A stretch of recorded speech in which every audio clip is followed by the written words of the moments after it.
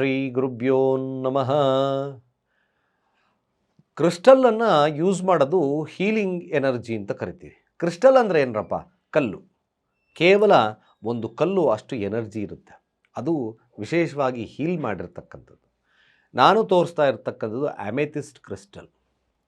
ಈ ಅಮೆಥಿಸ್ಟ್ ಅಂತಕ್ಕಂಥದ್ದು ಶನಿ ಮತ್ತು ಗುರುವಿನ ತತ್ವ ಆಧಾರವಾಗಿಡುತ್ತೆ. ವಿಪರೀತ ಹಣ ಖರ್ಚಾಗ್ತಿದೆ, ಹಣ ವೃದ್ಧಿ ಇಲ್ಲ, ಒಂದೇ ಸಮಾಂತರವಾಗಿಲ್ಲ, ಕಷ್ಟಗಳು ಕರದೃಷ್ಟಿಗಳು ಬರ್ತಾ ಇದೆ ಗುರುಗಳೇ, ಕಾನ್ಸಂಟ್ರೇಷನ್ ಬರ್ತಾ ಇಲ್ಲ.